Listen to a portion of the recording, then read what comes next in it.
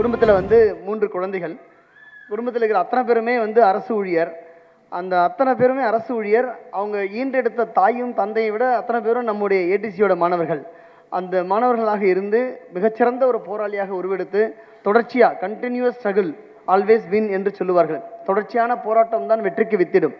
அந்த வகையிலே குடும்பம் எந்த சூழ்நிலையிலும், எந்த வறுமையில், எந்த துயரத்தில் அழுத்தப்பட்டிருந்தாலும் வேலை வாங்கி ஆகணும் அப்படின்ற அடிப்படையில் போராடி வேலை பெற்று வந்திருக்கிறார் ராமு அவர்கள். அந்த ராமு அவர்களையும் அவருடைய குடும்ப உறுப்பினர்களையும் நான் இந்த கௌரவிப்பதில் மகிழ்ச்சி அடைகிறோம்.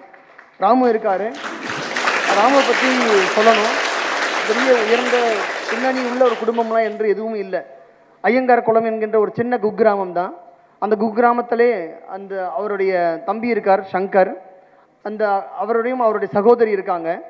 சங்கர் முதல்ல வேலை வாங்கிறார், தம்பி வேலை வாங்கிட்டார். வந்தக்கா எப்படி ஒரு அண்ணனுடைய மனநிலை எப்படி இருக்குன்னு நீங்களே யோசிச்சு பாருங்க. தம்பி படிக்க வச்சாரு, தம்பி இது பண்ண, தம்பி வேலை வாங்கிட்டாரு. அவர் ரெவன்யூ இன்ஸ்பெக்டர். இன்னைக்கு வந்தக்கா அக்கா படிக்கிறாங்க, அவங்களும் வேலை வாங்கிட்டாங்க. ஆனால் அக்காவோட தீர்க்கமான முடிவு என்னென்னா, என் தம்பி வேலை வாங்காமல் நான் வேலை வாங்கிட்டேன்னு வெளியே சொல்ல மாட்டேன் அப்படின்னு உட்காந்துட்டு இருக்காங்க. இந்த மேடையில் இப்போ தான் பதிவு செய்கிறாங்க. சகோதரி ரெண்டு பேரும் ட்வின்ஸு. நான் அக்கா என்று பதிவு செய்து அவர் இங்கே நினைவு கூறுறார் வந்தக்கா. ஸோ இரட்டையர்கள் 2 பேரும் வந்தால் அந்த இரட்டையர்களில் அவங்களும் வேலை வாங்கிட்டாங்க. ஒரு பாசம் என்னென்னா, இவர் வேலை வாங்கினதுக்கு அப்புறம் தான் ஒட்டுமொத்த குடும்பமும் நாங்கள் வேலை வாங்கிட்டோம் அப்படின்னு வெளியே சொல்லணும் அப்படின்ற தீர்க்கம் முடிவு. நான் வேலை வாங்கணுன்றது ராமுவோட எண்ணம் மட்டும் இல்லை, குடும்பத்திற்கு அத்தனை பேருடைய எண்ணமும் அதுவாக தான் இருக்குது. அப்போ ராமு வேலை வாங்குவார் அப்படின்ற ஒட்டுமொத்த கனவும் அந்த குடும்பத்துக்கு இருந்திருக்கு, நம்பிக்கை இருந்திருக்கு. அந்த அடிப்படையிலே ராமு, அவருடைய சகோதரர் சங்கர், அவருடைய சகோதரி லக்ஷ்மி, அப்புறம் அந்த லக்ஷ்மியோட கணவர் அவரும் இங்கே வந்திருக்காரு. அவரும் அரசு ஊழியர், அவரும் நம்முடைய மாணவர்.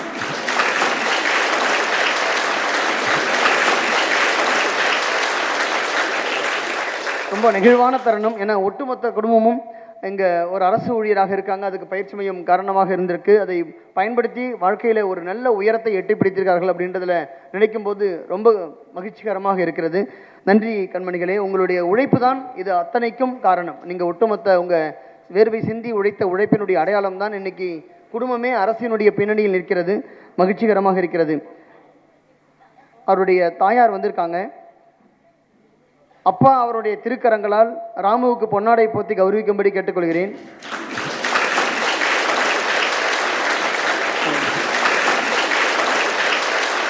அம்மா அவர்களுக்கு பொன்மாலை அணிவிக்கிறார்.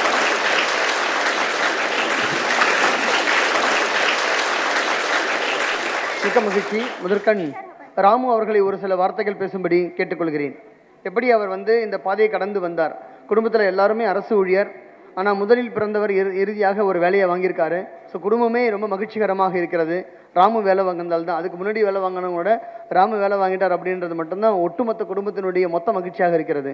அந்த தருணமும் அதற்கான கடந்து வந்த பாதையும் எப்படி இருந்தது பதிவு செய்யும்படி ராமு அவர்களை மேடைக்கு அழைக்கின்றேன். ஸோ இது ஃபேமிலியோட ஃப்ளாஷ்பேக்கு ஒன்றும் பெருசாக ஒன்றும் இல்லை சொல்கிற அளவுக்கு. அப்பா நெசவு தொழிலாளி. அவர் தறி நெஞ்சு தான் எங்களை எல்லாரையும் படிக்க வச்சார். எங்கள் 2 பேர் பசங்களை இன்ஜினியரிங் சேர்த்தாரு. நான் கம்ப்யூட்டர் சயின்ஸ் இன்ஜினியரிங், என்னோட தம்பி மெக்கானிக்கல் இன்ஜினியரிங், தங்கச்சியை பிஏ இங்கிலீஷ் சேர்த்துட்டாங்க.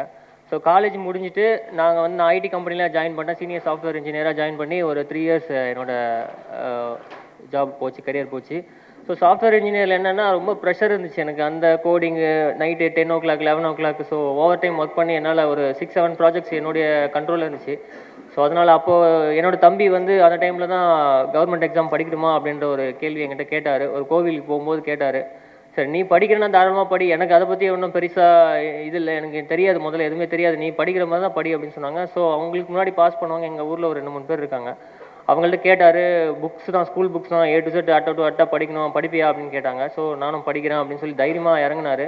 ஸோ எங்களுக்கு இறங்கும்போது பெருசாக ஒன்றும் இன்டென்ஷன் இல்லாத பாஸ் பண்ணுவாரா என்னன்னு தெரியல. சரி ஓகே படிக்கிறேன்னு சொல்கிறாரு அப்படின்னு சொல்லிட்டு ஒரு இன்ஸ்டியூட் போனார். இன்ஸ்டியூட் போயிட்டு ஒரு 1.5 months 2 months இருக்கும். இல்லை நான் போகல, வேறு இன்ஸ்டியூட் ஏதாவது பார்க்குறேன் அப்படின்னாரு. என்னடா ரீசன் என்ன, திடீர்னு இந்த மாதிரி நிற்கிறேன்னு சொல்கிறேன். இல்லை அவங்க கொஞ்சம் எனக்கு டெஸ்ட்லாம் சரி வரல, என்னோட ஸ்பீடுக்கு அவங்க இருக்கிறாங்களான்னு தெரியல, ஏன்னா ரொம்ப கம்மியாக இருக்க மாதிரி இருக்குது, மார்க் என்னோடது எப்பவுமே அதிகமாக இருக்க மாதிரி இருக்குது எனக்கு, ஆனால் எனக்கு அது பத்தலை அப்படிங்கிற மாதிரி சொன்னார். ஸோ ஓகே அதுக்கப்புறம் வேறு எங்கேயாச்சும் பாரு அப்படின்னு சொன்னால் அவர் எங்கே விசாரிச்சாருன்னு தெரியல. ஸ்ட்ரெயிட்டாக ஏடிசி வந்து உட்காந்தாரு. அவருடைய ஸ்பீடு இல்லை, அவருக்கு மேலே ஸ்பீடு, ஓவர் ஸ்பீடில் எங்கே போயிட்டு இருக்காங்க போல இருக்குது. இதுதான்டா ஏடிசி, இதுதான் நமக்கு சரியான இடம் அப்படின்னு அன்னைக்கு முடிவு பண்ணார்.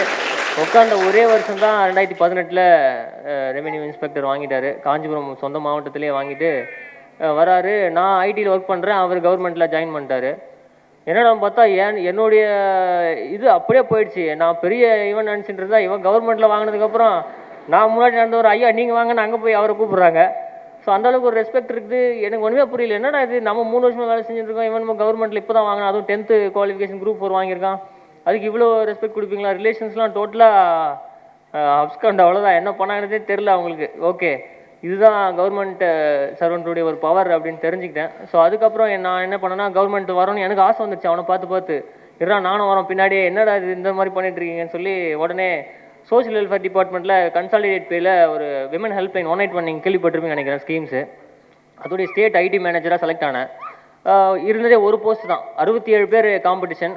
ஸோ எனக்கு 5 இயர்ஸ் எக்ஸ்பீரியன்ஸ் சாஃப்ட்வேர் இன்ஜினியராக. அந்த பேனல்லே கேட்குறாங்க, டெப்டி டைரக்டர் என்னப்பா இவ்வளோ சம்பளம் வாங்கிட்டு இங்கே வந்து வரேன்னு சொல்கிறேன் அப்படின்னு. எனக்கு பெருசாக ஒன்றும் தெரில, கவர்மெண்ட் வேலை வாங்கணும், இன்கேஸ் இதில் ஜாயின் பண்ணால் ஒரு 3 வருஷத்தில் பர்மனெண்ட் பண்ணிடுவாங்களா, ஏன்னா அந்த காலத்தில் அப்படி பேசிப்பாங்க, கன்சல்டேட் பேர் சேர்ந்துட்டு கொஞ்ச நாள் அப்படியே ஒர்க் பண்ணால் பர்மனெண்ட் பண்ணிடுவாங்க அப்படின்னு சொல்லிட்டு. ஸோ அந்த எண்ணத்தில் போயிட்டு ஜாயின் பண்ணி 25,000 சேலரி அப்படின்ட்டாங்க. ஓகேவா அப்படின்னு கேட்டாங்க.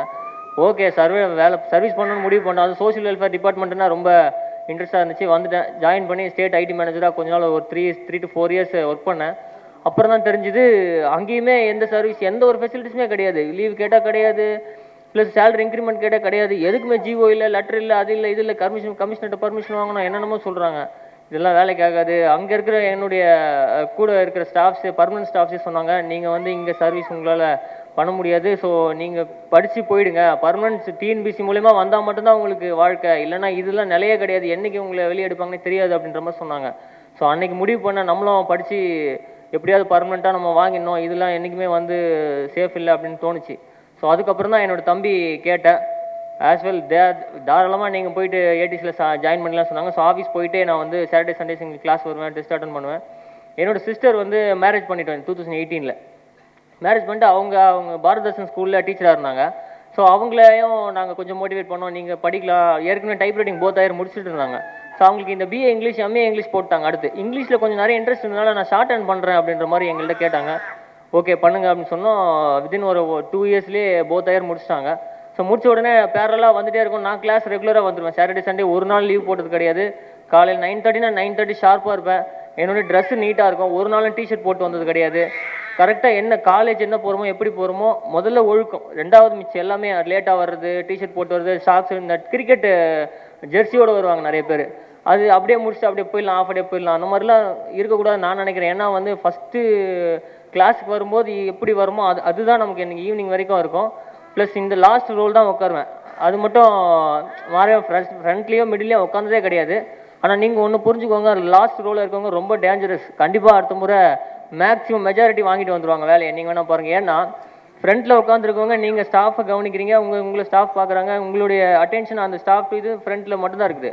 பேக்கில் இருக்கவங்க உங்களையும் சேர்த்து கவனிக்கிறாங்க, ரொம்ப அலர்ட்டாக இருக்காங்க. யார் ஃபஸ்ட் மார்க் வாங்குறா, யார் செகண்ட் மார்க் வாங்கியிருக்கா, யார் நல்லா படிப்பா, யார் நல்லா படிக்க மாட்டா, A to Z பின்னாடி இருந்து அவங்கள அப்சர்வ் பண்ணுறாங்க. அப்சர்வ் பண்ணி கிளாஸ் முடிஞ்ச உடனே அவங்கள்ட்ட போய் விசாரிப்பாங்க, என்ன பண்ணணும், என்ன படிக்கலாம், ஸோ ஃபர்தரான டவுட் எதாவது இருந்தால் கேட்பாங்க. ஸோ அதனால் லாஸ்ட்டில் உட்காரவங்களை சாதாரணமாக நினைக்காதீங்க.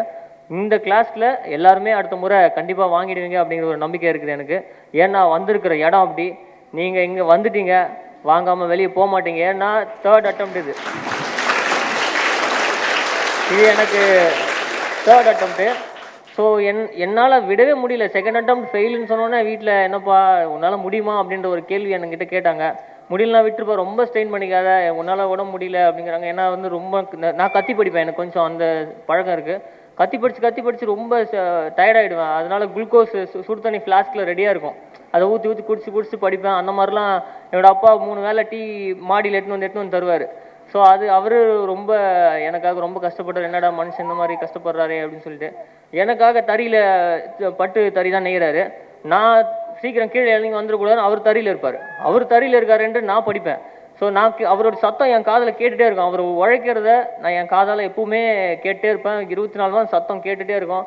நமக்காக ஒரு மனுஷன் கீழே 60 வயசு 60 அவர் உழைக்கிறாரு. நமக்கு என்ன இருக்குது, இந்த வயசில் போயிட்டு இந்த மாதிரி பண்ணிட்டு இருக்குமே அப்படின்னு என்ன நானே மோட்டிவேட் பண்ணிட்டு படிக்க ஆரம்பிச்சிடும். என்னோட அம்மாவும் வேலைக்கு சாப்பாடு எந்த ஒரு பிரச்சனையும் இருக்காது. என்னுடைய ஆஃபீஸர் கொஞ்சம் பார்த்துட்டு எங்கள் அப்பா டீ எடுத்துட்டு வந்துட்டு எங்களுக்கு சாப்பாடு ரெடி ஆகிடும். ஸோ எனக்கு தேவை அதுக்கு மிச்ச பேலன்ஸ் டைம் என்னால் படிக்கணும், அவ்வளோதான். எனக்கு பின்னாடி என் தம்பி நோட்டெலாம் இருந்துச்சு, நோட்டு புக்கு எல்லாத்தையும் கொடுத்தான். எதுவுமே தொடர்றது கூட டைம் இல்லை. ஏன்னா இங்கே இருக்கிறதே என்னால் பார்க்க முடியல. ஏடிசியில் கொடுக்குற ஸ்ட்ரென்த்தே ஒரு வாரத்துக்கு தேவையானதை கொடுத்து அமுச்சு விட்ருவாங்க.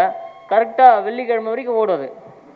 சனிக்கிழமை கிளாஸில் வந்து உட்காந்து படிச்சுட்டு இருப்பேன். புக்கை எடுத்து வச்சு கிளாஸ் நட்டின்னு இருப்பாங்க, நான் இங்கே கீழே வச்சு ஃபோனில் இதெல்லாம் பார்த்துட்டு இருப்பேன். அது எனக்கு லாஸ்ட் ஒரு 6 மந்த்துக்கு முன்னாடி தான் தெரிஞ்சுது அது தவறான விஷயம் அப்படின்னு சொல்லி.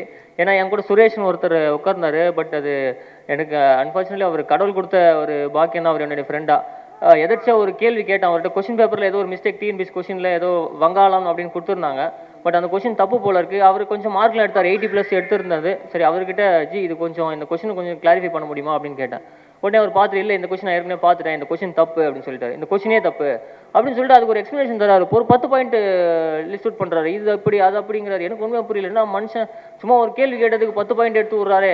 இவர் தான்டா இன்னிலேருந்து நம்மளோட ஃப்ரெண்டுன்னு சொல்லி அவர் கையை பிடிச்சதுதான். சின்னவர் தான், பட் இருந்தாலும் அன்னிலேருந்து அவரை நான் விடுறதா இல்லை. பிடிச்சி கொஞ்சம் நீங்கள் தான் என்னை எப்படியாவது காப்பாற்றணும் அப்படின்னு கேட்டேன். அதுக்கு டபுள் மடங்கு இல்லை, ட்ரிபிள் மடங்கு இல்லை, 10 மடங்கு எனக்கு உதவி பண்ணிட்டாரு. போன 2024 அவர் ரெவென்யூ இன்ஸ்பெக்டர் எடுத்தார் சுரேஷ்னு சொல்லிட்டு. இப்போ அது வாங்கினதுக்கப்புறம் என்னை விடவே இல்லை. எங்கள் அம்மா கிட்ட ஒரு சத்தியம் பண்ணி கொடுத்துட்டு போனார். அடுத்த வருஷம் உங்கள் பையன் வாங்குறான், அதுக்கு நான் பொறுப்பு அப்படின்னு சொல்லிட்டு போனார். இன்னைக்கு வரைக்குமோ இதோ காலையில் கிளம்பி வரேன், என்கிட்ட பேசி அனுப்பிச்சார். போயிட்டு வாங்கி நல்லா பேசிட்டு வாங்க அப்படின்னு சொல்லி அனுப்பிச்சி விட்டாரு. என் வீட்டுக்கு ரெவென்யூவில் ஒர்க் பண்ணுறாரு. மண்டேலேருந்து ஃப்ரைடே சாட்டர்டே வரைக்கும் ஒர்க்கு. அந்த சாட்டர்டே சண்டே ஒரு நாள் ரெஸ்ட் எடுப்போம் அப்படின்னு நினச்சதே இல்லை. ஒரு நாள் எங்கள் வீட்டுக்கு வந்துடுவார். கிளம்பி எங்கள் அரக்கோணத்துலேருந்து எங்கள் வீட்டுக்கு காலையில் 10 மணிக்கு வருவார். சாப்பிட்டேன் அப்படிங்குவார். வா படிக்கலாம், முதல்ல புக் எடு, நோட்ஸ் எடுப்போம். ஏதாவது ஒரு டாபிக் முன்னாடி நாளே சொல்லிடுவார். நாளைக்கு எஜுகேஷன் பார்க்கலாம், இல்லை ஹெல்த் பார்க்கலாம், எக்கனாமிக்ஸில் ஏதாவது டாபிக் ரொம்ப டஃப்பான டாபிக் அவருக்கே தெரியும். நான் எதை படிப்பேன் படிக்க மாட்டேன். கான்ஸ்டியூஷன் ஈஸியாக படிச்சிடலாம், எல்லாருமே படித்தா புரியும். பட் எக்கனாமிக்ஸில் கொஞ்சம் டெக்னிக்கலாக இருக்கிற ஏரியாஸ் மட்டும் அவர் கவர் பண்ணுவார். மேக்ஸ் வாட் எவர் எந்த டவுட்டாக இருந்தாலும் சரி. ஸோ அதனால் உங்கள் கூட இருக்கிற நண்பர்கள் உண்மையாக இருக்காங்களான்னு முதல்ல பார்த்துக்கோங்க. உண்மையாக இல்லை இது வரைக்கும் இல்லைன்னா தயவு செஞ்சு உங்களை நம்பி உங்ககிட்ட உதவி கேட்குறவங்கள ஏமாத்திடாதீங்க. அவங்ககிட்ட ஒன்று படிச்சுன்னு சொல்லிட்டு நீங்கள் ஒன்று எக்ஸ்ட்ரா படிச்சுட்டு அது ரொம்ப தவறான விஷயம். ஏன்னா போன குமரேசன் சொல்லிட்டு இப்போ ஜேஏல வந்திருப்பார். அவர் உங்கள்கிட்ட சொல்லியிருப்பார் வீடியோ கான்ஃபரன்ஸில் நாங்கள் 4 பேர் படித்தோம் அப்படின்னு சொல்லி. அந்த 4 பேர் வேறு யாரும் இல்லை, நாங்கள் தான். நான் குமரேசன் சேதுபதினு சொல்லிட்டு தம்பி அங்கே உட்காந்துருக்காரு. இன்னொருத்தர் ஏமநாதன் ஒருத்தர். அதில் 3 பேர் வாங்கிட்டோம். ஒருத்தர் மட்டும் வாங்க முடியல. 149 கொஸ்டின் போட்டார். கொஞ்சம் இன்னொரு 3 கொஸ்டின் போட்டிருந்தாருன்னா வாங்கிட்டு இருப்பாரு. அது ரொம்ப எஃபெக்டிவாக இருந்துச்சு எங்களுக்கு. ஏன் அப்படின்னு சொல்லும்போது ஒரு ஏடிசி டெஸ்ட் வைப்பாங்க. நான் ஒரு 150 160 போட்டிருப்பேன். அவரும் 160 150லேருந்து 160 ரேஞ்சில் போட்டிருப்பாங்க. எல்லாருமே 40 கொஸ்டின்ஸ் தப்பு பண்ணியிருக்கோம். ஆனால் எல்லாருமே அந்த கரெக்டாக அந்த 40 கொஸ்டின் கேட்டால் கண்டிப்பாக கிடையாது. 20 காமனாக இருக்கும், 20 வேறு கொஸ்டின். அப்படியே எங்கள் மாடல் டெஸ்ட் முடிச்சுட்டு எங்கள் ஊரில் சஞ்சீவிராயர் கோயில் இருக்குது, அமைதியாக பின் ட்ராப் சைலண்ட்டில் இருக்கும். போய் ரவுண்டு கட்டி உட்காந்துருவோம் 6 பேர். மொத்த பேர் கொஸ்டின் பேப்பர் எடுத்து ரவுண்டாக வச்சுட்டு என்னென்ன யார் என்னென்ன தப்பு பண்ணீங்க, ஃபஸ்ட்டு கொஸ்டின் யார் ரைட்டு, எல்லாம் ரைட்டு, 7வது கொஸ்டின் என்னோட தப்புன்னு சொல்லுவான். நான் எடுத்து வைப்பேன், 7வது கொஸ்டின் ஏன் தப்பு பண்ண, இது தப்பு பண்ணுறதுக்கு ஒன்றுமே இல்லையே, கொஸ்டின் தெளிவாக இருக்கே, நீ தப்பு பண்ணியிருக்கோம், அடடா மறந்துட்டுமே, அந்த டேர்ம் கடைசியாக பார்க்க மாட்டேனே, அவசரத்தில் படித்து போட்டுனே, அடுத்து வா 200 கொஸ்டின் நாங்கள் கிளாரிஃபை பண்ணிட்டு தான் இன்றைக்கி மதியம் சாப்பாடு கூட கிடையாது. டெஸ்ட் முடிச்சு இங்கே மாடல் எக்ஸாம் முடிச்சு போகிறதுக்கு 2:30, அங்கே போய் உட்காந்து 3:30 4 மணி 5 மணிக்கு அங்கேருந்து ஒரு டீயை குடிச்சு எல்லாம் கிளம்புவானுங்க. அந்த அளவுக்கு ஒரு மனசில் ஒரு வெறி, என்ன பண்ணணும்னு தெரியல. இது ஃபைனல் ஆப்ஷன் ஒன்றுமே, எல்லாருக்குமே லாஸ்ட் சான்ஸு. எனக்கு வயசாகிட்டு போகுதுன்னு சொல்லி வீட்டில் போதும், போன வருஷமே போதும், முடிச்சுட்டு நீ இருக்கிற வேலையை பாரு போதும் அப்படிங்கிற மாதிரி சொல்லிட்டாங்க. ஸோ அதனால் உங்கள் கூட இருக்கிற நண்பர்கள் மிக முக்கியமானவங்க. ஸோ நீங்கள் கொஞ்சம் டெய்லி டிஸ்கஷன் வைங்க. படிக்கிறது எவ்வளோ நேரம்னாலும் படிச்சுட்டே இருக்கலாம். ஸோ அந்த ரியல் டைமில் நீங்கள் டிஸ்கஸ் பண்ணும்போது மறுபடியும் அதை படிக்கவே தேவையில்லை. உங்கள் மைண்டில் கம்ப்ளீட்டாக ரெஜிஸ்டர் ஆகிடும். கடைசி எக்ஸாம் வரைக்கும் நீங்கள் வந்து அதை ஞாபகம் வச்சுருக்கலாம். அந்த நண்பர்கள் உண்மையாக இருக்கணும், அது மட்டும் முடிவு பண்ணிக்கோங்க. உங்கள் பக்கத்தில் இருக்கிறவங்கள அப்படியே திரும்பி பாருங்கள், இது வரைக்கும் நீ உண்மையாக இருக்கேன்னு கேட்டுக்கோங்க. அப்படி இல்லை அப்படின்னு சொன்னார்னா, அப்படி உங்கள் மனசுக்கே தோணுச்சுன்னா இனிமேல் உண்மையாக இருக்கேன் அப்படின்னு நீங்களாக உங்கள் மனசில் நினச்சிக்கிட்டு ஒரு சத்தியம் கூட வாங்கிக்கோங்க. வாங்கிட்டு நல்லா படிங்க, கோஆர்டினேட் பண்ணி ஒரு 3 பேர் 4 பேர் அவ்வளோதான். 4 பேருக்கு மேலே அந்த கேங்கு போச்சுன்னா கேங் க்ளோஸு, அவ்வளோதான், முடிஞ்சு போச்சு. மேக்ஸிமம் 4 தான். ஸோ அதனால் வந்து நீங்கள் உங்களுடைய நண்பர்களை முழுசாக நம்புங்க.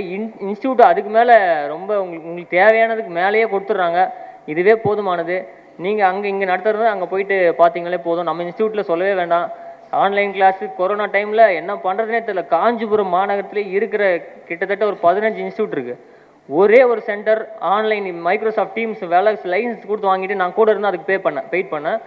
லைசன்ஸ் கொடுத்து வாங்கி ஸ்டார்ட் பண்ணிட்டாங்க. பசங்களோட வாழ்க்கை முக்கியம். எக்ஸாம் எப்போ வரும்னு தெரியல. நோட்டிஃபிகேஷன் வந்து திடீர்னு 3 மாதத்தில் எக்ஸாம் சொன்னா யார் என்ன பண்ணுறது? எல்லா சென்டரும் ஸ்டாப் பண்ணிட்டாங்க. ஆன்லைனில் நோட்ஸ் அனுப்புகிறேன்னு ஆன்லைனில் அப்படியே கிளாஸ் ஸ்டார்ட் பண்ணாங்க. ரொம்ப யூஸ்ஃபுல்லாக இருந்துச்சு. அதை நாங்கள் ஒரு தப்பு என்ன பண்ணோம்னா அதெல்லாம் ரெக்கார்ட் பண்ணிட்டோம். அது ஆக்சுவலி ரெக்கார்ட் பண்ணக்கூடாது தான். ரெக்கார்ட் பண்ணி என்னுடைய சிஸ்டருக்கு நான் அதை வந்து கொடுத்தேன். வேறு யாருக்கும் கொடுக்கல. என்னோட தங்கச்சிக்காக தான் கொடுத்தேன். எங்கள் தங்கச்சியால் ஹவுஸ் ஒய்ஃப் அவங்க குழந்தைய வச்சுட்டு இந்த பையன் ரொம்ப சின்ன பையன், அவன் படிக்கவே விட மாட்டான். நைட்டு தூங்க வச்சுட்டு அவனை 10 மணிக்கு தூங்க வச்சுட்டு கையில் புக் எடுப்பாங்க. புக் எடுத்து நைட்டு 12 மணி படித்து காலை 4 மணிக்கு ஷார்ட் அண்ட் கிளாஸ் இருக்கும் அவங்களுக்கு. ஸோ அந்த மாதிரிலாம் அவங்களுக்கு கொஞ்சம் ரெக்கார்ட் பண்ணி கொடுத்ததுனால ஐயாவுடைய முகமே தெரியாமல் தமிழில் 93 கொஸ்டின் போட்டாங்க. அது இவங்க தான். அவரை நான் பார்த்ததில்லை அப்படிங்கிறாங்க. ஐயாவை பார்த்ததில்லை அப்படின்னாங்க. பார்த்ததில்லை, ஆனால் குரல் நான் எங்கனாச்சும் ஒரு ஈவினிங் டைமில் ஒரு ஆடியோ போடுவார். ஃப்ரைடே ஈவினிங் படித்து கொண்டிருக்கும் மாணவர்களே நாளைக்கு உங்களுக்கு டெஸ்ட் இருக்குது அப்படின்னு ஏதோ போடுவார். நான் அதை ஆன் பண்ணுவேன். எங்கேருந்தா வருவாங்கன்னு தெரியல. யார் ஐயாவை பேசுறது, என்ன சொல்கிறாரு அப்படின்னு சொல்லுவாங்க. எங்களுக்கான கண்டென்ட் பா, நீயமா வர்ற உள்ள, எங்களுக்கு இன்ஸ்டியூட் நாளைக்கு டெஸ்ட் வச்சிருக்காரு, அதுக்கு வந்திருக்காரு, நீ உன் வேலையை பாரு அப்படின்னு சொல்லிடுவேன். ஸோ அந்த மாதிரி ஒரு ஈர்ப்பான குரல் அவர். அது மட்டும் இல்லாமல் ஒரு தமிழ் இன்னைக்கு நான் ஏற்கனவே டிஎன்பிஎஸ்சி வெளியும் அதுதான் பேசியிருந்தேன். தமிழில் 83 கொஸ்டின் போட்டிருந்தேன்னா அது காரணம் வேறு யாரும் இல்லை, ஐயா மட்டும்தான். அவர் நோட்டு ஒன்று எடுத்துக்காட்டுகள்லாம் எவ்வளோ எடுத்துக்காட்டு. நான் ஒரு 7 எழுதுவேன். அட என்னடா இது இவர் குத்துனே இருக்காரு. அப்புறம் பார்த்தா 7க்கு மேலே தான் கிளைமேக்ஸே இருக்குது. 7 வரைக்கும் சாம்பிள் கொடுத்துருப்பார் போல இருக்குது. அடுத்துதான் ரொம்ப டிஃபிகல்ட்டான எடுத்துக்காட்டுலாம் இருக்கும். அதனால் நீங்கள் ஒரே ஒரு எடுத்துக்காட்டு கூட மிஸ் பண்ணாதீங்க. உங்கள் தமிழ் நோட்டை ரொம்ப பாதுகாப்பாக பார்த்துருங்க. ஃப்ரெண்ட்ஸு கொடுக்குற மாதிரி தான் கூட கொடுத்துட்டு உடனே வாங்கிடுங்க. ஸோ அதனால் அடுத்து நம்ம பவர் பாயிண்ட் ப்ரெசன்டேஷன் கில்லர் நம்ம சசி சார் இருக்கார். அப்படியே ஃபோன் பண்ணி என்கிட்ட, நான் கொஞ்சம் டெக்னிக்கல் ஸ்டஃப் இருக்கிறதுனால என்கிட்ட அடிக்கடி ஃபோன் பண்ணுவார். இந்த எக்கனாமிக்ஸ் பவர் பாயிண்ட் ப்ரெசன்டேஷன்லாம் ரெடி பண்ணும்போது இது இங்கே போகுமா, அது பறக்குமா, இது இங்கே ஏகுமா, அவர் ரியல் டைமாக அப்படியே அனிமேஷனாக காமிக்கணும்னு நினைக்கிறார் அவர். சார் எனக்கு சார் நீங்கள் ரொம்ப எக்ஸ்ட்ராடனரியாக யோசிக்கிறீங்களா சார், கொஞ்சம் இல்லைப்பா நல்லா பண்ணோம் அப்படி. நாளைக்கு கிளாஸ் இருக்கும், இன்றைக்கி நைட்டு உட்காந்து 12 மணிக்கு 1 மணிக்கு என்ன சார் நீங்கள் வயசுக்கு உங்களோட உழைப்புக்கு சம்மந்தமே இல்லாமல் உழைக்கிறீங்களா சார், என்ன சார் ஓடுறீங்க ஓடியாருங்க சான்ஸு. நம்மளாம் அந்த வயசில் என்ன பண்ணிட்டு இருப்போனே தெரில. இப்பயே கை வலிக்குது, கால் வலிக்குது, முடியலம்பா உட்காந்துறோம். ஒரு 1 மணி நேரம் நிற்க சொன்னாலே முடியல. இந்த வயசு எப்படி தான் உழைக்கிறாங்களோ தெரியல. அவங்களுடைய எனர்ஜி பார்த்து தான் நம்ம எனர்ஜி ஏற்றிக்கணும்னு நான் நினைக்கிறேன். காமராஜர் புக்கு அது ஒரு பைபிள் மாதிரி சார். நான் என்னுடைய கான்ஸ்டியூஷன் 11th 12th புக்கெல்லாம் பார்த்தீங்கன்னா எம்டி புது புக்கு வாங்கி வந்துட்டேன். நம்ம புக் ஃபேரில் போயிட்டு ஒரு 4000 ரூபாய்க்கு மொத்த புக்கே வாங்கி வந்துட்டேன். இது தெரியாமல் நான் வாங்கும்போதே குரூப் டி புக்கு வாங்கிட்டேன். குரூப் 4, 2 ரெண்டுமே இருந்துச்சு. ஸோ 2 புக்கே வாங்கிட்டேன். Extraordinary content. ஸோ அந்த ஒன்று மட்டும் தான் இந்த கான்ஸ்டியூஷன் இப்போ கேட்ட 15 கொஸ்டின்ஸில் என்ன ஒரு கொஸ்டின் மட்டும் தான் தப்பாச்சு, மிச்சம் எல்லாமே கரெக்ட் ஆகிடுச்சு. காரணம் அந்த புக்கை நீங்கள் அட்டை டு அட்டை படிச்சிட்டிங்கன்னா நீங்கள் கான்ஸ்டியூஷனில் ஒரு கொஸ்டின் கூட வெளியே போகாதுங்கிறத நான் சொல்லிக்கிறேன். அது நிதர்சனமான உண்மை அது. ஸோ அதனால் இங்கே ஏடிசியில் வந்து உட்காந்துட்டீங்க, வெற்றி நிச்சயம் அப்படிங்கிறது முடிவாயிடுச்சு. ஆனால் எப்போ அப்படிங்கிறத நீங்கள் தான் முடிவு பண்ணிக்கணும். அது தள்ளி போகிறதும் இல்லை நீங்கள் இந்த வருஷமே தக்க வச்சுக்கிறதும் உங்கள் கையில் தான் இருக்குது. தயவு செஞ்சு விட்டுறாதீங்க. ஏன்னா அது டிஎன்பிஎஸ்சி சீசன் சொல்லுவாங்க. இது ஒரு சீசன் டைம் மாதிரி. வேகன்சிஸ் இயர்லி போடுறேன்னு சொல்லியிருக்காங்க. என்றைக்கு நிற்கணும்னே தெரியல, என்றைக்கு என்ன பண்ணுறானே தெரிய மாட்டேங்குது. நம்ம லெஃப்ட்டில் இண்டிகேட்டர் போட்டிருக்கானே, நான் அவமையாடி போனால் ரைட்டில் போயின்னு இருக்கான். அடப்பாவினே நான் இப்படி போகிறேன்னு போனால் இப்படி திரும்புகிறான். கொஸ்டின் பேப்பர் எங்களுக்கு கிளாஸ் ரூமில் போகிறேன், எக்ஸாம் ஹாலில் உட்காந்துட்டு இருக்கேன். கொஸ்டின் பேப்பர் 2 பண்டில் வந்துடுச்சு. முடிவு பண்ணிட்டேன், முடிஞ்சது கதை. ஏன்னா குரூப் 1 தான் அந்த மாதிரி வரும், குரூப் 1 குரூப் 2 மெயின்ஸுக்கு தான் அந்த மாதிரி வரும். 2 பண்டில் ஒரு பண்டிலே 10 கொஸ்டின் வைக்க முடியும். ஏன்னா கொஸ்டின் பேப்பரோட விட்த் அதிகமாக இருக்கும், பேஜஸ் அதிகமாக இருக்கும். பார்த்த உடனே ஒன்றுமே புரியல, என்னடா அது இந்த மாதிரி ஆயிடுச்சுன்ட்டு. உடனே சரி ஓகே நம்பிக்கையாக இருப்போம், நம்ம எவ்வளோ கொஸ்டின்ஸ் அட்டன் பண்ணியிருக்கோம் பார்த்துக்கலாம் அப்படின்னு சொல்லிட்டு திறந்து கொஸ்டின் பேப்பர் கொடுக்குறாங்க. என் பக்கத்தில் உட்காந்து ஒரு லேடி வந்து ஃப்ரெஷ் போல் இருக்குது, எதுவும் படிக்கல போல இருக்குது, அப்படியே வந்திருக்காங்க. என்னை உடனே கேட்டாங்க ஏதாவது இன்ஸ்டியூட் போகிறீங்களா. நாங்கள் கொஞ்சம் நேரம் அமைதியாக இருமா, எக்ஸாம் வேறு ஸ்டார்ட் பண்ணும்போது நீ ஏதோ ஒன்று சொல்லி என்னை டென்ஷன் பண்ணி விட்டுறாதேன்னு. கொஸ்டின் பேப்பரை கையில் வாங்கினோடனே வெயிட் போட்டு பார்க்குறாங்க. அப்படி ஏன் இதுலையே அப்பயே டிமோட்டிவேட். என்னடா இது, ஐயோ இப்படி இவங்க மாதிரிலாம் பண்ணுறாங்களே, என்ன தான் பண்ணுறதுன்னு தெரியல. எங்கேயுமே திரும்பாத, குதிரைக்கு லாடம் கட்டின மாதிரி உட்காந்தாச்சு 3 மணி நேரம். உனக்கு இந்த கொஸ்டின் பேப்பர் வாழ்க்கை இது, சும்மா விட்டுற முடியாது. 2 அட்டம் போயிடுச்சு, இது போயிடுச்சுன்னா கதையே முடிஞ்சுது அப்படின்னு சொல்லி அவங்களுக்கு நான் சுத்தமாக லிசன் பண்ணவே. கிளாஸில் யார் இருக்காங்கன்னு தெரியாது. கொஸ்டின் பேப்பரை வாங்கினேன். நம்மளால் கண்டிப்பாக ஜெயிக்க முடியும் அப்படிங்கிற ஒரு நினச்சேன். அந்த 9:15 9:30 வரைக்கும் நீங்கள் எடுக்கிற முடிவு தான். கொஸ்டின் பேப்பர் வாங்கி வேகமாக திறந்து பார்த்தா என்னடா அது மறுபடியும் ஏடிசி கொஸ்டின் பேப்பரை கையில் கொடுத்துருக்காங்க அப்படின்னு ஒரு சந்தேகம். அடாடா லாஸ்ட் 4 வாரம் தான் இவ்வளோ கஷ்டப்பட்டு வந்தால் இதுன்னு அது 5வது வாரமும் இதே மாதிரி வந்திருக்குது. நான் அந்த சசி சார்கிட்ட ஃபஸ்ட்டு வாரம் டெஸ்ட் எடுத்துட்டு சொல்லிட்டு போனேன், சார் என்ன சார் கொஸ்டின் பேப்பர் இது, இந்த மாதிரிலாமா சார் கேட்பாங்க, உங்களெல்லாம் டிஎன்பிஎஸ்சியில் கொஸ்டின் எடுக்க ஆளை விட்டு அவ்வளோதான் சார், தமிழ்நாடே காலி, பசங்க எவனுமே படிக்க வர மாட்டானுங்க சார் அப்படின்னு சொல்லிட்டு. என்ன சார் இது கொஸ்டின் யார் தான் சார் எடுக்கிறீங்க, யார் அந்த சார் அவர் காமிங்க முதல்ல கொஸ்டின் எடுக்கிறவங்களா அப்படின்ற மாதிரி நான் கேட்டிருக்கேன். பட் அவர் சசி சாரும் நான் ஐயா கிட்ட சொல்லி பார்த்துட்டேன்ப்பா, அவர் ஒத்துக்கவே இல்லை, அவர் இப்படி தான் எடுப்பார், நீங்கள் படிச்சு தான் அவனை வேறு வழி கிடையாது அப்படின்னு சொன்னாங்க. பட் அதோடைய ரிசல்ட்டு இன்றைக்கி நான் இங்கே நிற்கிறேன்னா அது காரணம் அந்த 100 கொஸ்டின் 400 கொஸ்டின் இருக்குது பார்த்தீங்களா, அது ப்ளஸ் நாங்கள் அங்கே போய் டிஸ்கஸ் பண்ணது. அந்த 100 ஏன் தப்பு பண்ணோம், முடிஞ்சு போச்சு, சிம்பிள். அந்த தப்பு இன்னொரு முறை பண்ணக்கூடாது. செய்வினை செய்பாட்டு தப்புனா தப்பு பண்ணியாச்சு, அடுத்த முறை ஏன் தப்பு பண்ணா முடிஞ்சு போச்சு, அதுக்கான காரணம் கண்டுபிடிச்சாச்சு, அடுத்த முறை தப்பு பண்ண முடியுமா, அது வந்துச்சுன்னா போட்டுற வேண்டியதான். ஸோ அந்த மாதிரி தான் உங்களுடைய குறைகளை, அதாவது மிஸ்டேக்ஸை குறைச்சிட்டே வந்தீங்கன்னா அப்புறம் ஒரு கட்டத்துக்கு அப்புறம் உங்களை தடுக்கவே முடியாது யாராலையும். நீங்களே ஒரு எனர்ஜி ஆகிடுவீங்க. இப்போ டெஸ்ட்டு யாரா ஃபஸ்ட்டு மார்க் எது கீழே தடை குனிஞ்சு நின்று ஒரு காலம், ஃபஸ்ட்டு மார்க் என் பார் படிப்பாங்களா அப்படின்ற ஒரு நிமிர்ந்து நின்ன ஒரு காலம். மாடல் டெஸ்ட்டில் அங்கே சங்கரா காலேஜில் இருக்கிற 5 மாடல் டெஸ்ட்டில் ஏதாவது ஒரு மாடல் டெஸ்ட்டில் ஏதாவது ஒரு ப்ரைஸ் வாங்கிடுங்க, நீங்கள் வேலை வாங்குறது உறுதி அப்படின்னு சொல்லி என்னுடைய உரையை முடிச்சுக்கிறேன். ரொம்ப தேங்க்ஸ். ஏன்னா இது என்னுடைய ஃப்ளாஷ்பேக் சொல்கிறத விட உங்களுக்கு எந்த அளவுக்கு யூஸாக இருக்கும். நீங்கள் இந்த வருஷம் எப்படியாவது பாஸ் பண்ணி ஆகணும். என்னோட தம்பி எங்கள் வீட்டில் எல்லாருமே பாஸ் பண்ணோம். ஸோ அதோடைய ஃபீட்பேக் தான் உங்களுக்கு கொடுத்துருக்கேன்.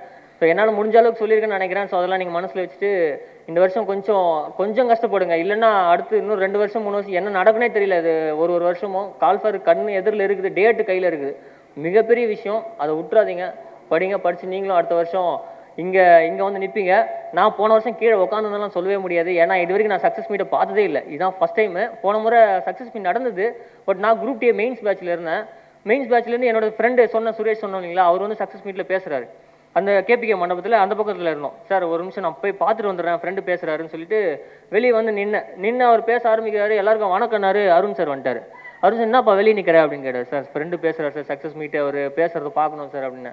உனக்கு அங்கே கிளாஸ் ஸ்டார்ட் ஆயிடுச்சு, அவன் பாஸ் பண்ணிட்டான், நீ என்ன பண்ணிட்டு இருக்கேன்னு தெரியுதா, உனக்கு யோசனை, நீ என்ன பண்ணுறேன்னு உனக்கு புரியுதா, நீ எங்கே நின்று கேட்டு என்ன பண்ண போகிற, யூடியூப்ல வரும் போயிட்டு பாரு, இப்போ போய் கிளாஸில் உட்காருன்னு சொல்லிட்டாரு. அப்போது காமராஜ் சார் கிளாஸ் போயிட்டு இருக்குது.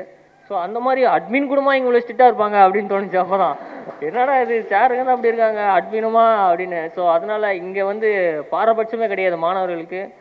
சண்டைனா சண்டை தான், போட்டினா போட்டி தான், ஃபைன்னா ஃபைன் தான். ஃபைனு போட்டுனே இருப்போம். அது என்னடா அது ஃபைன் வேறு வாங்குறாங்கன்னு ஒரு கட்டத்தில் கஷ்டமாக இருந்துச்சு. எதுவுமே நினைக்காதீங்க, இதெல்லாம் ஒரு இன்வெஸ்ட்மெண்ட் தான். அவமானம் மிகப்பெரிய மூலதனம் உங்களுக்கு. இங்கே இருக்கவங்க யாருமே அவமானப்படாமல் இங்கே வந்து உட்காந்துலன்னு தெரியுது. ஏன்னா அவமானம் இல்லாமல் யாருமே இந்த டிஎன்பிசி இதில் ஜெயிக்க முடியாது. அதுதான் மிகப்பெரிய முதலீடு.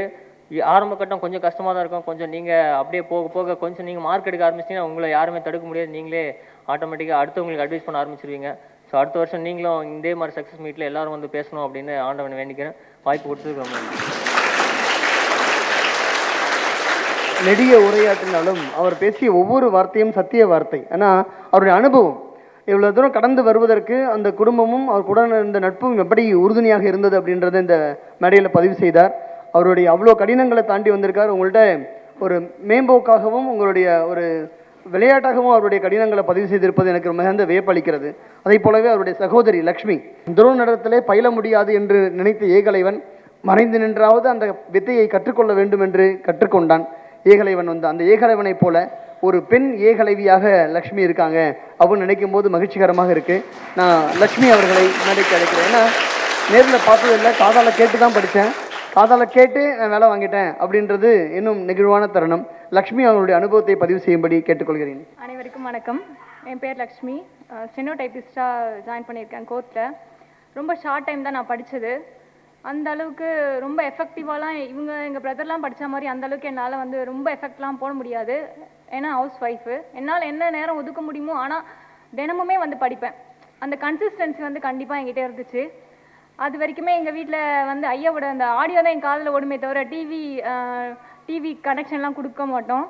கிச்சனில் வேலை பார்த்துக்கிட்டே அந்த ஆடியோவை வந்து லேப்டாப்லேயோ இல்லை கம்ப்யூட்டர்லேயோ போட்டுட்டு அந்த ஆடியோவை கேட்டுகிட்டே அதை கொஞ்சம் சிரிச்சுக்கிட்டே ஒரு என்ஜாய் பண்ணிகிட்டே தான் நான் அதை படித்தேன். அதை படிக்கணும், கஷ்டப்பட்டு படிக்கணும், இது வந்து இன்னைக்கு கம்ப்ளீட் பண்ணி ஆகணுமே அப்படின்ற ஒரு ஸ்ட்ரெஸ்ஸு வந்து நான் எடுத்துக்கல. தமிழை பொறுத்த வரைக்கும் நல்லா இருக்கு, அடுத்து நெக்ஸ்ட் இது எப்போ முடிப்போம், நெக்ஸ்ட் அடுத்து என்ன அப்படின்ற மாதிரி தான் எனக்கு தோணுச்சு. அந்த எங்கள் பிரதர் தான் எனக்கு ஃபுல்லாகவே எனக்கு சப்போர்ட் பண்ணது. என்ன படிக்கணும், என்ன செய்யக்கூடாது, உங்ககிட்ட ஸ்டெனோ இருக்குது, அப்போ நீ என்ன பண்ணணும். சம்டைம்ஸ் நான் வந்து சயின்ஸ்லாம் எடுத்து வச்சுப்பேன். இந்த சப்ஜெக்ட் இதெல்லாம் நல்லா இருக்கே, நீ மட்டும் படிக்கிறல, எனக்கு கொஞ்சம் சொல்ல, நானும் படிக்கிறேன் அப்படின்னு கேட்பேன். ஃபஸ்ட்டு தமிழ் முடிச்சிட்டியா, அவர் கேட்குற ஒரே கேள்வி தமிழ் முடிச்சிட்டியா, மேக்ஸ் 25 மார்க்குக்கு நீ வந்து எலிஜிபிள் ஆகிட்டியா, ஃபஸ்ட்டு அதை பார்க்கணும். எல்லாமே நம்ம கண்ணுக்கு தெரிஞ்சால் கூட மெயின் என்ன பண்ணணும், அந்த 100 மார்க்ஸ்க்கு நீ வந்து எலிஜிபிளா ஃபஸ்ட்டு அப்படின்னு எனக்கு கேட்பாரு. கேட்ட உடனே எனக்கு ரொம்ப ஷாக் ஆகிடும். ஆமாம்ல, நம்ம தப்பு பண்ணுறோம்ல, நம்ம ஏன் தெரியாமல் இந்த சப்ஜெக்ட்லாம் பார்க்குறோம், அதை பண்ணுறோம் அப்படின்னு சொல்லிட்டு யோசிப்பேன். ஐஎன்எம் கூட அவர் தான் என்னென்ன படிக்கணும், நெக்ஸ்ட் என்ன பண்ணணும்னு சொல்லிட்டு ஒரு லெசனாக முடிச்சு எனக்கு கொஷின் கேளு, ஃபோன் பண்ணி என்ன கொஷின் கேளு, நான் ஆன்சர் பண்ணுறேனா இல்லையான்னு பாரு அப்படின்னு கேட்பேன். ஒரு லெசனாக எனக்கு கொஷின் கேட்பாரு. கொஷின் கேட்டு முடிச்சதுக்கப்புறம் அது ஒரு சாட்டிஸ்ஃபைட் ஆகிடும், நான் வந்து நல்லா படிச்சிருக்கேன் அப்போ நெக்ஸ்ட் லெசன் போயிடலாம் அப்படின்னு சொல்லிட்டு ஒரு லெசனாக வந்து கம்ப்ளீட் பண்ண ஆரம்பிப்பேன். என்னோடய வெற்றிக்கு காரணம் அப்படின்னு பார்த்தீங்கன்னா என்னோடய அண்ணன் தான். என்னோடய வீட்டுக்காருக்கும் இந்த நேரத்தில் ரொம்ப நன்றி தெரிவிச்சுக்கிறேன். அவர் இல்லாமல் இந்த இடத்துக்கு என்னால் வர முடியாது. ஏன்னா அவர் வந்து நீ படிக்கலாம் கூடாது, வீட்டு வேலையை பாரு அப்படின்னு சொல்லியிருந்தாருன்னா இந்த இடத்துக்கு என்னால் வந்து நின்றுக்க முடியாது. நீ படி பார்த்துக்கலாம் அப்படின்னு சொல்லிட்டு எனக்கு ரொம்ப சப்போர்ட்டிவாக இருந்தார். எல்லாருமே குடும்பத்தில் வந்து ஒத்துழைப்பு இருந்தால் தான் நம்மளால் ஜெயிக்க முடியும் கண்டிப்பாக. அந்த வகையில் என்னோடய பெற்றோர்களுக்கும் என்னோடய கணவருக்கும் என்னோடய மாமனாருக்கும் மிக்க நன்றி நான் இங்கே தெரிவிச்சுக்கிறேன். என்ன நீங்கள் டைப்பிஸ்டாக இருந்தீங்க அப்படின்னாலும், ஸ்டெனோ டைப்பிஸ்டாக இருந்தீங்கனாலும், ஜேவாக இருந்தீங்கனாலும் என்ன ஃபஸ்ட்டு மெயினாக படிக்கணும் அப்படிங்கிறத தெரிஞ்சு படிச்சிங்கன்னா கண்டிப்பாக சக்ஸஸ். எனக்கு அந்த பாதை வந்து எங்கள் அண்ணன் வழிவகுத்து கொடுத்துட்டாரு. சிலபஸ்னால் என்னென்னலாம் அதெல்லாம் எனக்கு தெரியாது. நீ என்ன சொல்கிற, நீ என்ன படிக்க சொல்கிற, என்ன அதுதான் நான் படிப்பேன். இதை போ, அந்த லைன் போ, அடுத்து போன்னு அவரோட மோட்டிவேஷன் தான் எனக்கு வந்து மிகப்பெரிய வெற்றியாக அமைஞ்சுது. கடவுள் கொடுத்த அண்ணன் அப்படி என்னோட இரட்டை பிறவி அவர். நானும் அவரோட ட்வின்ஸு. நாங்கள் 12th வரைக்கும் ஒன்றா பயணிச்சு வந்துட்டோம். காலேஜில் மட்டும் பிரிஞ்சிட்டோம். அவர் இன்ஜினியரிங் போயிட்டாரு, நான் டிகிரி லைனில் போயிட்டேன். மறுபடியும் டிஎன்பிஎஸ்சியில் ஒன்றா சேருவோம் அப்படின்றது எங்களுக்கு வந்து தெரியல. மறுபடியும் நம்ம புத்தகத்தை எடுத்து ஒன்றா படிக்க ஆரம்பிப்போம். ஒரு கொஷின் பேப்பரை எடுத்து 2 பேருமே டெஸ்ட் போட்டு பார்த்து, நீ எவ்வளோ மார்க் எடுத்திருக்க, நான் எவ்வளோ மார்க் எடுத்திருக்கேன், நான் என் மற்றதெல்லாம் விட்டுருவேன். அடுத்த 100 வந்து நான் யோசிக்க மாட்டேன். தமிழில் நீ எவ்வளோ போட்டிருக்க, நான் எவ்வளோ போட்டிருக்கேன், முன்னாடியே நான் 1 மார்க் எக்ஸ்ட்ரா போட்டிருக்கேனா இல்லையா, அதுதான் என்னோட கான்சன்ட்ரேஷனாக இருக்கும். ஏன்னா என்னோட எலிஜிபிள் எனக்கு தெரியும், நான் என்ன பண்ணுறேன், அவரோட கெப்பாசிட்டி அளவுக்கு என்னால் வந்து ஃபுல் டைம் என்னால் படிக்க முடியும். எனக்கு கிடைச்ச நேரத்தை நான் சரியாக பயன்படுத்திக்கிட்டேன்னு நான் நினைக்கிறேன். இந்த வெற்றிக்கு காரணம் அண்ணன், அப்பா, அம்மா, கணவர், இங்கே எல்லாருக்கும் நன்றி சொல்லி இவரையும் முடிச்சுக்கிறேன். ரொம்ப நன்றி. சிறப்புரை ஆற்றி முடித்த லக்ஷ்மி அவர்களுக்கு வாழ்த்துக்கள். அதைத் தொடர்ந்து அவருடைய தாயார், அதாவது குடும்பத்தில் இருக்கிற எல்லா குழந்தைகளும் பெற்ற வயிறு என்பது எப்போது மகிழும்னா, எல்லாமே செட்டில் ஆகிட்டாங்கப்பா, என் கடமையை நான் சரிவர செஞ்சுட்டேன்ப்பா அப்படின்னு சொல்லிட்டு. ஆனால் அதுக்கு முன்னாடி எல்லாரும் நம்ம செட்டில் பண்ணுறது ஒன்று இருக்குது, அவங்களா தன்னிச்சையாக செட்டில் ஆகிறது ஒன்று இருக்குது. ஸோ எல்லாருமே அரசு ஊழியர் ஆகிட்டாங்க. அந்த நிகழ்வை தாயாராக இருந்து அவங்க எப்படி பார்க்குறாங்கன்னு சொல்லி அம்மாவோட ஒரு சில வார்த்தைகளை இங்கே பதிவு செய்யும்படி அழைக்கின்றேன். எல்லாருக்கும் வணக்கம்ப்பா. நான் வந்து ராமு, லக்ஷ்மி, சங்கர் 3 பேரும் அம்மா. நான் எங்கள் சங்கர் வந்து காலேஜ் முடிச்சுட்டு வேலைக்கு போனார் 1 வருஷம். அப்புறம் அவரால் கண்ணு முழிக்க முடியல அப்படின்னு சொல்லி கஷ்டப்பட்டு அப்புறம் படிக்க போகிறேன்னாரு. சரி படிங்கப்பா சொன்னோம். ஆனால் அவர் 1 வருஷத்துலேயே பாஸ் பண்ணிட்டார். இந்த கிளாஸ் ஏடிசிக்கு தான் வந்தார். அதுக்கப்புறம் எங்கள் இன்னும் 2 பசங்களும் வேலைக்கு போய்கிட்டு வந்திருந்தாங்க. அப்புறம் அவங்களும் நாங்கள் படிக்கிறோமான்னாங்க. சரி படிங்கப்பான்னு சொன்னோம். நாங்கள் நெசவு தொழில் தான், எங்களுக்கு படிப்புலாம் பெருசு கிடையாது. ஆனால் எங்கள் குழந்தைங்க கஷ்டப்பட்டு நல்லா படித்தாங்க. காலேஜிலெல்லாம் யாருமே ஒரு அரியரும் கிடையாது. இவங்கெல்லாம் எப்படி படிப்பாங்க, இவங்களை படிக்க வைக்க முடியுமா, எங்கள் சொந்தக்காரெல்லாம் சொன்னாங்க. ஆனால் நாங்கள் படிக்க வச்சோம். ஆனால் அதே மாதிரி எங்கள் குழந்தைங்களாம் நல்லா படித்தாங்க, கஷ்டப்படுவாங்க. இந்த டிஎன்பிஎஸ்சி கிளாஸ்க்கு வந்து கூட படிக்கணும் படிக்கணும் படிக்கணும், அது நல்லா படித்தாங்க. அவங்களோட படிக்கணுன்ற எண்ணங்கள் தான் நாங்கள் வந்து அவங்களுக்கு செய்யலாம், அவங்க நல்லா முன்னாடி வருவாங்க அப்படின்ற ஒரு நம்பிக்கையோட குழந்தைங்கள படிக்க வச்சோம். அவங்களும் நல்ல டிபார்ட்மெண்ட்டை எடுத்துகிட்டு வந்திருக்காங்க. எங்கள் சின்ன பையன் ரெவென்யூவில் இருக்கார், பெரிய பையன் கமிஷனல் டேக்ஸில் இருக்கார், பொண்ணு கோர்ட்டில் இருக்காங்க. இனி நாங்கள் கஷ்டப்பட்டதெல்லாம் நினச்சி பார்த்தா இன்னைக்கு சந்தோஷமாக இருக்குது. அது மாதிரி உங்களோட அப்பா அம்மா ஏதாவது கோபத்தில் சொன்னாலும் அதை பெருசாக எடுத்துக்காதீங்க, உங்களோட நல்லதுக்கு தான் சொல்லுவாங்க. அதை நீங்கள் பெருசாக எடுத்துக்காம கஷ்டப்பட்டு இன்னும் கொஞ்சம் இப்போ நம்மளை கடலில் தூக்கி போட்டாங்கன்னா நம்ம நீந்தி வெளியே எழுந்து வரணும்னு நினைப்போம்ல, அதே தான் இந்த ஸ்கூலும் கிளாஸும். அது மாதிரி இதிலிருந்து நம்ம எழுந்து வெளியே வரணும் அப்படின்னு முயற்சி பண்ணுங்க. நீங்கள் முன்னாடி வந்துடுவீங்க. அதுதான் எங்களோட ஆசையும், எல்லா அப்பா அம்மாவோட ஆசையும் அதுதான். சின்ன சின்ன கோவப்பட்ட நாங்கள் கூட கோவப்படுவோம் பசங்க கிட்ட, ஆனாலும் அதை அவங்க பெருசாக எடுத்துக்க மாட்டாங்க. அதே மாதிரி நீங்களும் எதாவது அப்பா அம்மா கோவப்பட்டாலும் பெருசாக எடுத்துக்காதீங்க. இந்த காலம்தான் உங்களுக்கு கஷ்டமான காலம். நீங்கள் வெளியே வந்துட்டீங்கன்னா அது சந்தோஷமான காலம். அதை நினச்சிக்கோங்க. அதை நினச்சி நம்ம படிக்கலாம். இன்னும் 1 மணி நேரம் நாளைக்கு படிக்கலாம்னு நினைக்கிறத இன்னைக்கு படிங்க. இன்னைக்கு படிச்சீங்கன்னா நீங்கள் நாளைக்கு வெற்றியாளராக இந்த இடத்துல வந்து நிற்பீங்க. அதுதான் இந்த அப்பா அம்மாவோட ஆசையும். நன்றி, வணக்கம்ப்பா. ராமு உள்ளிட்ட மூவருக்கு மட்டும் தாயாக இல்லாமல் நம்ம ஒட்டுமொத்த அனைத்து கூட்டத்துக்கும் தாயாக இருந்து ஒரு அறிவுரையை வழங்கிட்டு போயிருக்காங்க. அம்மா அவர்களுக்கு உங்கள் சார்பாக நான் நன்றியை காணிக்கையாக்குகின்றேன்.